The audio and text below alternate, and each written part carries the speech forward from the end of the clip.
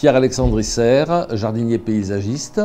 Je vais vous expliquer les raisons pour lesquelles j'ai choisi le thème du jardin-forêt pour la terrasse du restaurant d'Équipe Hôtel.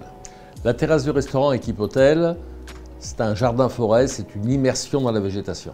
Comment crée-t-on un jardin-forêt?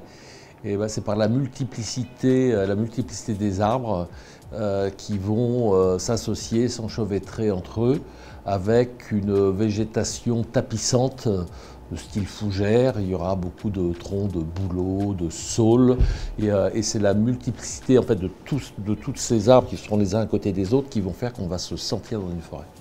C'est-à-dire que le citadin qui va venir déjeuner ou dîner, on va l'emmener dans un endroit où il va se déconnecter complètement de son monde extérieur. Aujourd'hui, pour que la ville soit respirable et vivable, il faut des surfaces qui soient perméables, que l'eau de pluie puisse aller dans la terre et pas aller dans les tout à l'égout.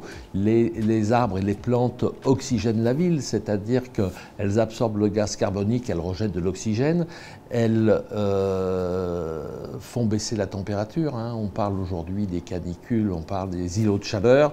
Pour lutter contre un îlot de chaleur, il n'y a pas autre chose que de planter des arbres. Quand on réalise un jardin en ville, on fait du bien à, si vous voulez, aux personnes qui vont traverser ce jardin, qui vont voir le jardin.